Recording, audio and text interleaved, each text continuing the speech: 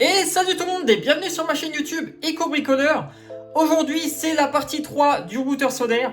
Donc alors je vous parle, on est le mardi 11 mars 2025, il est 15h08. Malheureusement on a un temps qui est pas terrible cette semaine, donc c'est un peu compliqué pour tester la production photovoltaïque. Mais j'ai pas mal avancé depuis la partie 2. Là il s'est passé environ une vingtaine d'heures de développement entre temps, donc... Bah forcément, je vais vous montrer un petit peu ce que j'ai fait, mais on va pas le faire ensemble. Et heureusement que j'ai fait ça un petit peu en off, parce que vous avez vu, c'est très long. Donc dans la partie précédente, je vous avais dit que là, j'allais travailler sur tout ce qui est log, donc c'est-à-dire sauvegarde de données. J'ai pu mettre ça en place, c'était long parce que j'ai travaillé tout le week-end sur le projet, donc j'ai dû travailler une quinzaine d'heures environ. L'avantage, c'est que dans mon précédent prototype, donc que j'avais fait cet été, j'avais déjà fait ce système de log. Donc j'ai pu le reprendre, le modifier, l'adapter. J'ai passé vraiment des heures et des heures avec des bugs, des données qui s'enregistrent très mal, qui se supprimaient, etc. Là c'est fait, normalement on n'est pas trop mal, je vais encore peaufiner certaines choses, mais globalement c'est pas mal. Et ce que j'ai fait, j'en ai profité pour publier le dashboard que j'avais fait. Donc j'avais déjà fait des vidéos sur TikTok, je vous invite à aller les voir si vous voulez, où je parlais un petit peu de ce dashboard que j'avais créé, que j'avais mis en place. Là, je suis en train de travailler sur une nouvelle version, un petit peu plus fraîche. Et grâce au dashboard, on peut avoir pas mal de données via notre téléphone, notre tablette, notre ordinateur, en se connectant directement sur le site qui a été créé via notre microcontrôleur. En fait, il y a un serveur web mis en place qui héberge notre site en local. Ce qui fait que dans n'importe quel appareil connecté en Wi-Fi, on va pouvoir accéder à ce dashboard, à ce tableau de bord. Et l'avantage, c'est qu'on peut voir les données en temps réel, on peut voir les données historiques. Et du coup, ce tableau de bord, il est vraiment important, il est vraiment intéressant parce que c'est notre cœur du projet, on va dire. C'est vraiment là où on va pouvoir avoir un suivi complet de notre maison, de notre production. On peut tout voir en temps réel, enfin c'est trop bien. Donc ce qu'on va faire, c'est que je vous emmène tout de suite dans mon garage. C'est parti! Bon, on se retrouve dans mon garage, il fait pas très chaud, on a encore début mars quand même. Je vais vous montrer un petit peu ce qui a changé au niveau de l'écran. Donc vous avez vu, j'ai ajouté la petite LED ici qui s'allume. Comment ça fonctionne? En fait, dès qu'on capte une production d'énergie, la LED s'allume et dès que on produit plus, elle s'éteint, tout simplement. Et ici au niveau de notre écran, vous pouvez le voir, déjà j'ai corrigé ce petit bug là, qui n'est pas un bug en réalité, hein, mais voilà, s'il y a moins de 1 watt, on me dit qu'il y a 0 et on coupe. Et ensuite au niveau de de nos données, pardon, on peut voir pas mal de choses, hein. J'ai ajouté ces 6 cadrans là qui sont câblés, et par exemple on peut voir que pour l'instant aujourd'hui, j'ai consommé 7 kWh6. Ici en production, on voit que j'ai produit 0,8 kWh. Routé, il n'y a rien parce que malheureusement, je route pas encore. Perdu, il n'y a rien. Je pense que c'est buggé parce qu'on a dû renvoyer quand même du surplus. Quoique, vu que je produis pas grand chose avec le temps, c'est peut-être normal. Et économie, pour l'instant, on peut pas savoir, c'est en lien avec le routé. Et on voit que la journée me coûte 1,10€ pour le moment. Alors, les valeurs sont à prendre avec des pincettes. Normalement, en principe, c'est bon. Mais je suis encore en train de tester, donc il y a peut-être des erreurs dans les calculs, etc. Mais je pense pas avoir fait d'erreur. Toujours est-il que sur le principe, ça fonctionne. Là, vous n'allez pas le voir, mais en fait, chaque heure, les compteurs se mettent à jour, donc ça, c'est trop bien. Et je suis encore en phase de test, donc j'essaye. Déjà, c'est une très bonne chose parce que maintenant, d'un simple coup d'œil, je vais pouvoir aller dans mon garage, je vois en temps réel toutes les informations liées à la journée au-dessus et toutes les informations instantanées en dessous. Donc ça, c'est vraiment trop cool. Bon, je suis de retour dans mon bureau. Ce qu'on va faire, c'est qu'on va passer sur mon PC. Je vais vous montrer un petit peu à quoi ressemble le dashboard pour l'instant. Je suis en train de le refaire là actuellement. Je lui donne une petite touche de fraîcheur. J'essaie de l'adapter un petit peu pour qu'il soit compatible en mode mobile, etc. Je suis en train de voir quelles données je pourrais mettre, ne pas mettre, comment je pourrais organiser ça. Franchement, c'est beaucoup de travail. Là, j'en ai pour des dizaines d'heures de travail. Donc c'est pour ça, je ne sais pas si cette partie 3 sera très longue. Je pense qu'elle sera coupée en 2 parties. Là, cette vidéo, elle est vraiment axée sur les données. Je ne sais même pas encore si j'aurai assez avancé pour pouvoir sortir la partie 4 la semaine prochaine. Il y aura peut-être un délai d'une semaine de retard, hein. Faut me laisser un petit peu le temps de travailler sur le projet. Mais vous allez voir, franchement, c'est très cool. Là, je suis en train de travailler sur les données journalistiques. Et plus tard, je vais ajouter des données plus mensuelles ou en termes de semaines. Pour pouvoir comparer un petit peu, par exemple, comparer cette semaine par rapport à la semaine précédente, etc. Bref, on se retrouve directement sur mon PC. À tout de suite. Bon, du coup, voilà, on se retrouve sur le dashboard.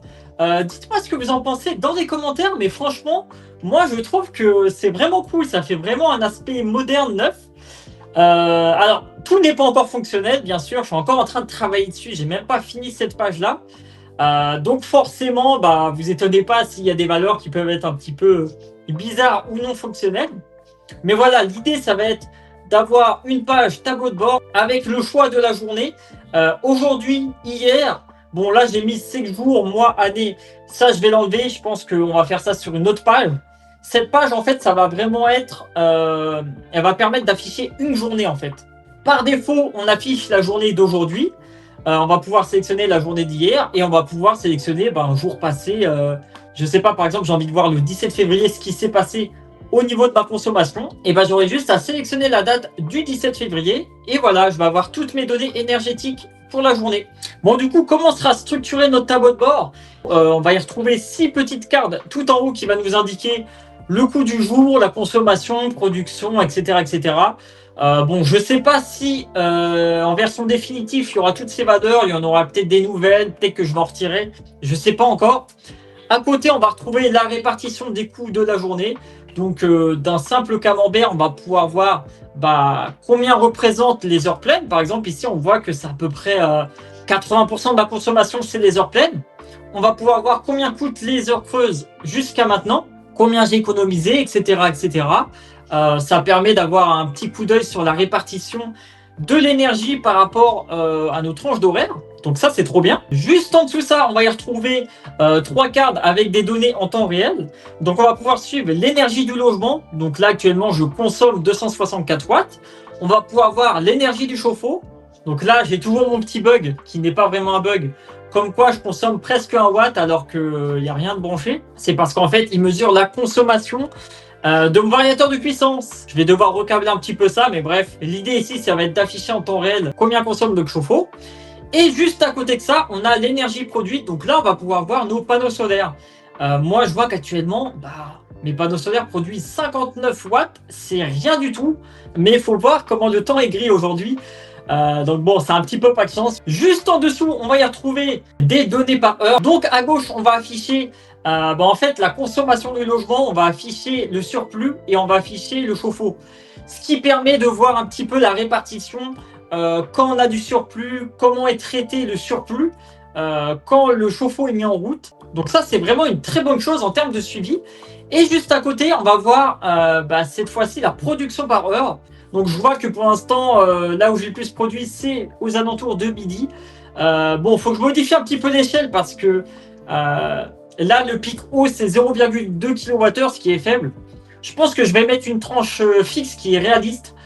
Par exemple, si j'ai 800 watts de panneau solaire, je vais prendre la valeur maximum possible pour 800 watts. Et ça sera ça le maximum. Ça va permettre d'avoir visuellement quelque chose d'un peu plus réaliste. Parce que là, comme ça, à midi, on pourrait croire que j'ai produit quelque chose de monstrueux, alors que pas du tout. Donc voilà, ça va permettre un petit peu d'égaliser tout ça. Je vais faire pareil pour le graphique d'à côté. Juste en dessous, bon, j'ai pas fini. Là, actuellement, c'est pas très beau. Mais l'idée, c'est d'avoir un camembert sur l'énergie récupérée. Donc, je vais pouvoir voir la surproduction et je vais pouvoir voir, parmi cette surproduction, combien de kilowattheures ont été sauvés, c'est-à-dire réinjectés dans le chauffe-eau, et combien d'énergie a été réinjectée dans le réseau. Donc, soit en perte, soit en revente. Et ensuite, en bas, on a 3 informations du total. Bon, je pense que je vais supprimer parce que c'est redondant avec nos 6 premières cartes qu'on a tout en haut. Mais j'avais pas encore fini de travailler sur cette partie. Donc voilà, si vous avez des idées d'informations pertinentes que je pourrais afficher sur cette page d'accueil, surtout n'hésitez pas à me le dire en commentaire. J'essaie de réfléchir à ce que je pourrais mettre, mais c'est pas forcément évident.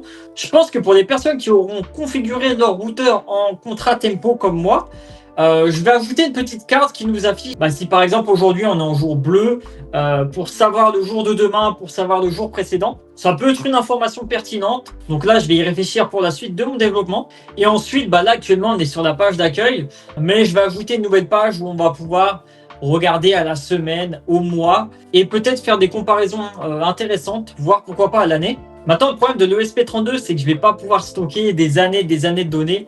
Donc, si on peut stocker au moins 1 à 2 années, c'est cool. Après, de toute façon, je pense pas que ce soit super intéressant de garder des données il y a 5 ans. Du coup, comment fonctionnent les logs? Bon, c'est un petit peu complexe. Mais ce que vous devez retenir, c'est que toutes les heures, je fais une sauvegarde de la consommation, du surplus, de la production, si on est en heure pleine, si on n'est pas en heure pleine, combien coûte l'heure, les données de l'abonnement, etc., etc. Enfin, en fait, je fais une sauvegarde vraiment de beaucoup de données. Et par rapport à toutes ces données-là, je vais être en capacité de faire de la data, de faire des graphiques, d'établir combien a coûté exactement votre journée précédente, votre journée actuelle. Et ça, c'est le gros point fort du routeur. Là, je suis en train de me poser des questions parce que moi, dans mon cas de figure, je fonctionne avec une pompe à chaleur. Et pour mesurer l'énergie de la pompe à chaleur, ça va pas être évident en fait. Parce que dans le cas d'un chauffe-eau classique, en fait, ce que je fais, c'est que je mesure directement dans le routeur la consommation du chauffe-eau.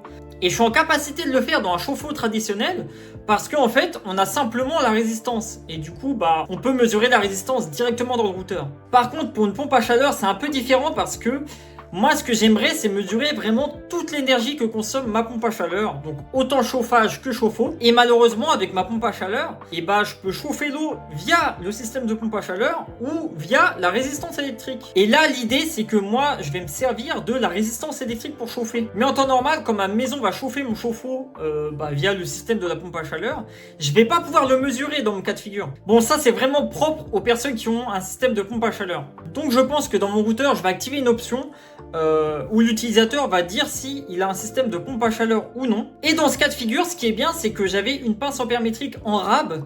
Et je vais pouvoir l'utiliser pour mesurer notre pompe à chaleur correctement. Bon, je sais pas si c'est trop clair. Sur ces belles paroles et ce petit brin de soleil qui arrive, je vous laisse. Là, je vois justement que grâce au brin de soleil, ma jauge monte un peu, donc ça fait plaisir. Je vais travailler sur le dashboard, sur tout ce qui est donné. Vraiment, j'ai beaucoup de travail, donc c'est compliqué de vous montrer un petit peu en vidéo. Bon, je suis désolé, cette partie est un petit peu courte. Je vous invite à voir les deux premières parties si vous ne les avez toujours pas vues. Et n'hésite pas à t'abonner si le contenu te plaît. Tu peux aussi me mettre un petit pouce bleu, ça me ferait super plaisir, ça permet de mettre la chaîne en avant. Et nous, on se donne rendez-vous pour la partie 4 qui sortira peut-être la semaine prochaine, peut-être dans 2 semaines, je sais pas trop. Et maintenant, j'ai plus qu'à me mettre au boulot et on se retrouve pour la partie 4. Salut, salut!